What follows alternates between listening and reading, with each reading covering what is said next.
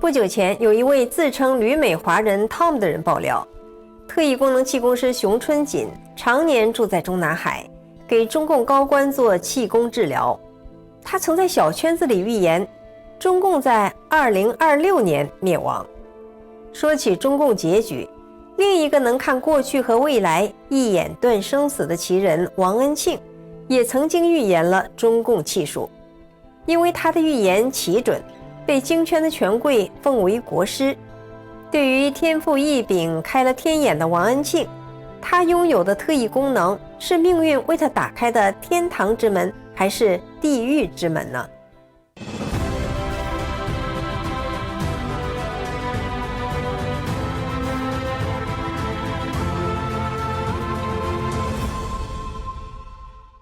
？1991年夏天，著名学者何欣，也就是现在的全国政协专职委员，受国务院的委托去黑龙江考察边贸经济，返程路过黑河。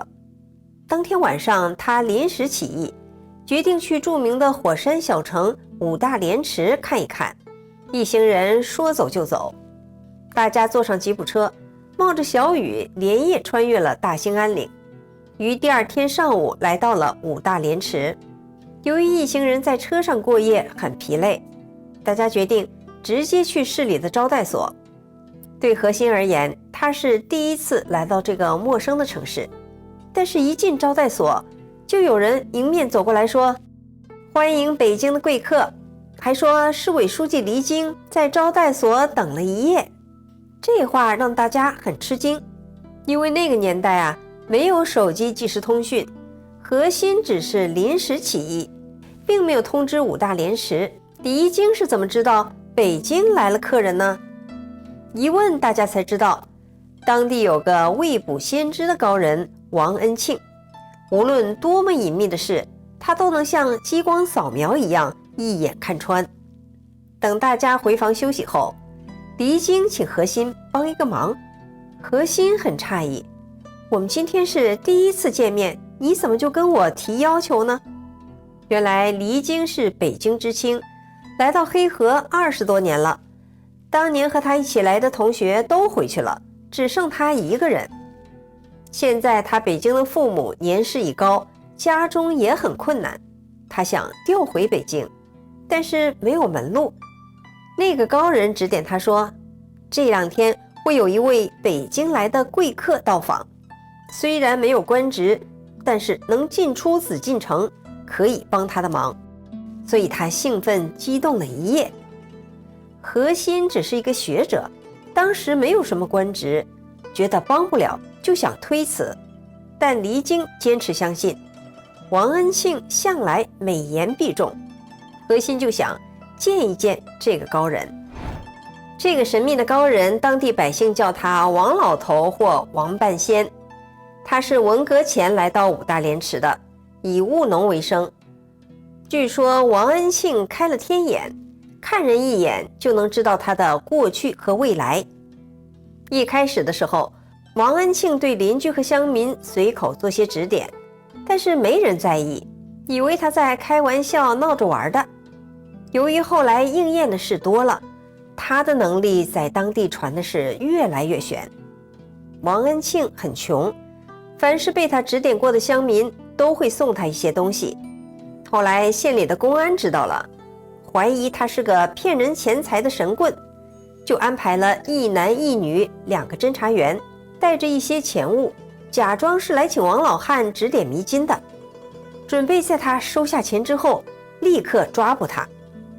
没想到一见面，这还不等这出好戏开场呢，王恩庆张口就说，你们是来抓我啦，走吧，我跟你们走，但是我没做过犯法的事。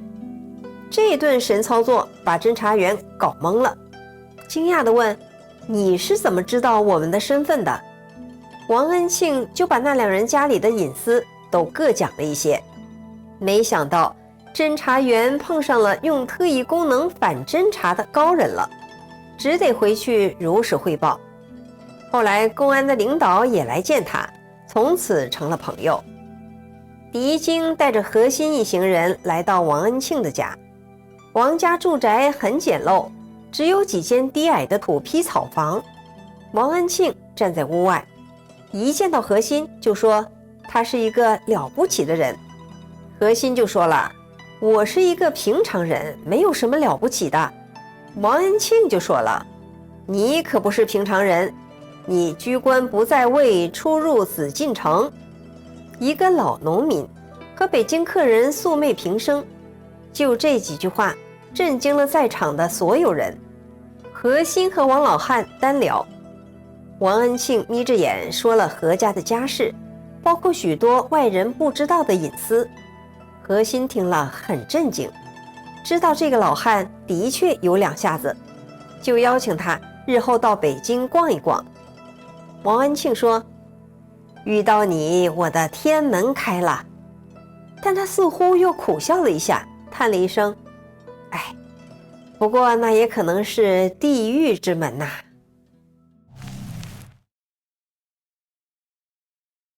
何心回京后真的帮助离京调回了北京，他还向朋友徐荣祥说起了出差见闻。徐荣祥是医学界的传奇人物，他发明了一种治疗烧伤的膏药，可以有效地愈合伤口，还不留疤痕。他曾经治好了何心3级烧伤的右手，两个人成了莫逆之交。徐荣祥也想见识一下王安庆，就安排人把他接到了北京。为了测试他的能力，何心和徐荣祥做了一个实验，他们从《辞海》和《世界名人词典》中抄录了一些名人的出生日期，其中有英国女王、日本天王、中国文坛的名人等，还混杂着徐的家人和保姆的出生日期，请王安庆看一看。王安庆看了一眼说，这是一些什么乱七八糟的人呐？中国的、外国的、死的、活的，怎么谁都有啊？有皇上、女的，有写字的，有天子，还有小保姆。大家一听，他竟然全都说准了。有一次，王安庆推算徐荣祥在某日要出门去北方，但是那一天会发生意外的惊险。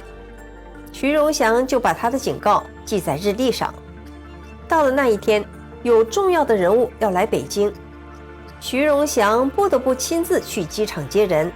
结果在半路上他出了车祸，轿车翻倒在隔离带上，所幸他和司机是有惊无险，从车里爬了出来。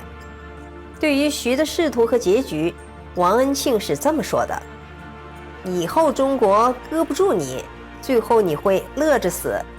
大家一听就觉得奇怪了，怎么还有乐着死的呢？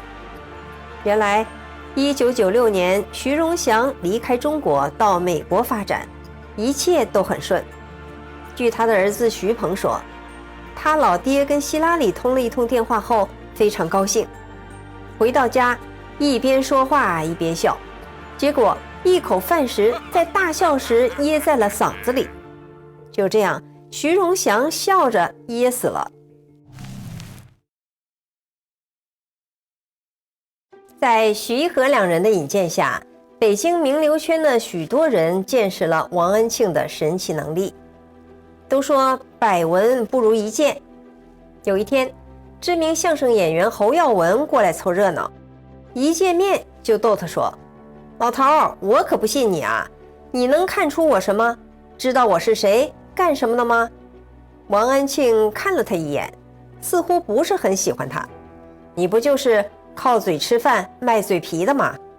在那个年代，五大连池是穷乡僻壤，即使安装电视都收不到信号，更何况王家很穷，住的是土坯草房，根本就没有电视，也不懂相声是什么。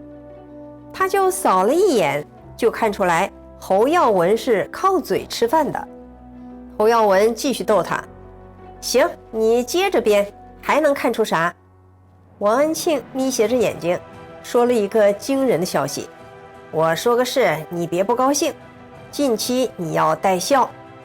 侯耀文的父亲侯宝林是相声界的泰斗，晚年得了癌症，住院治疗。侯耀文一听就杠上了，你这吓不了我，我父亲是公众人物，他患癌症住院，报纸上就有消息。你说这个蒙谁啊？王恩庆看看在场的人，说了一句：我不知道你父亲是谁，但是你就准备吧，你家老人过了初一，过不了3个5。转过年就到了大年初一，人们在电视上看到侯宝林坐着轮椅，红光满面地出现在电视上，看上去很精神。大家看了电视，议论纷纷。这回王老头说瞎了。没想到风云突变，1993年2月4日，侯宝林突然病逝，而那一天是正月13，真的没过了3个5。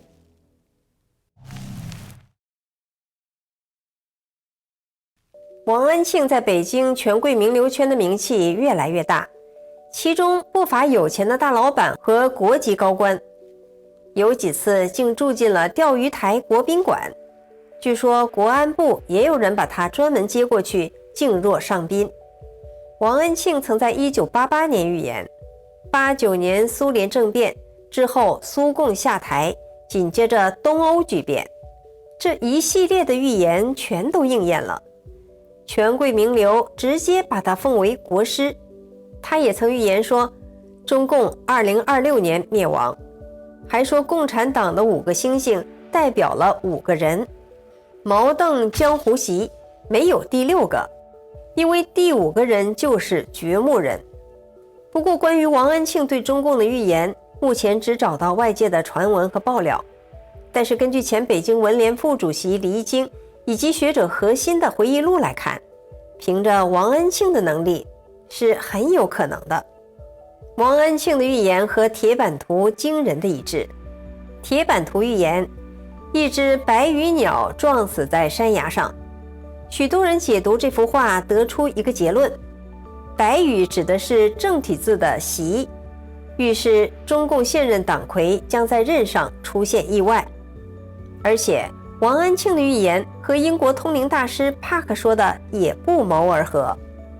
帕克曾在2023年11月预言习近平生病了，他的病情严重，但被隐瞒了。自从今年3中全会以来，有关习近平患癌中风的消息一直传得沸沸扬扬。这几个预言都指向了中国未来将会发生惊天巨变。按照帕克的说法，中国将发生第2次革命，中共内部的分歧可能最终导致动荡，足以使他下台。最终，中国将看到中共的终结。中共的气数究竟如何，人们拭目以待。1997年春天，何欣在家里忽然接到了王恩庆的电话，说自己生病了，还叮嘱一句：以后我家人孩子找你，要你帮忙做什么，你千万不要轻易搭理，都与我无关。这是他与何欣最后的通话。不久之后他就去世了。在何欣为他写的传记文章中，说了一段耐人寻味的话：冥冥之中有定数，而宇宙不过就是某种超智慧存在所设计的一场游戏，我们都不过是在其中极其渺小的几粒貌似存在过的小棋子而已。人类啊，在神秘的造物面前，你既不聪明，也丝毫不伟大。至于王恩庆是怎么死的，说起来还有一段故事。时任黑龙江物资厅的王厅长说，中国新年过后，他去探望生病的王恩庆，顺便问他准备什么时候去香港。宁老板已经给他办好了去香港的全套手续。王恩庆说必须等到端午节之后。他说自己的命里有一道门，是他这辈子必须通过的，不通过他就会死，过了那道门，后半生就会顺利。不过他也说，过得去过不去，那都是命。到了端午节那天，一整天都很顺，没有发生什么事。到了晚上，王恩庆认为自己没事了，一时兴起想到附近的庙里转转，看看老朋友住持和尚。端午节这天，很多人白天到庙里烧香，有人偷走了很多香火钱。庙里报了案，把上山的大门关紧了，而那扇大门平时都是开的。王安庆一看庙门关了，心里顿时咯噔了一下，不祥的预感涌上心头。他坚持绕到庙的后面，知道后面山墙有个洞，他想钻进去。没想到的是，后院有许多新来的保安，见到有人钻墙，以为是盗窃香火的小偷，几句不和就把他当成贼，痛打了一顿。王老汉伤及内脏，大口吐血。当众人得知他是王老汉，慌得赶紧送他去医院，但他拒绝住院，拒绝做手术，回家后撑了几天就去世了。王安庆最后的遗言说，他这一生泄露天机太多，该遭天罚。生病期间拒绝了一切帮助。也有人解读说，王安庆结交的多是中共体制内的人，帮的多是不信神佛的共产党员。其中是否有些人一直在帮助中共助纣为虐，为虎作伥呢？庙里供的神佛，王安庆进不了寺院的门，是不是说明他的某些做法不被神佛认可呢？观众朋友，您觉得呢？欢迎您在留言区发表您的看法。我是雪莉，感谢您收看《文史大观园》，我们下次节目再见。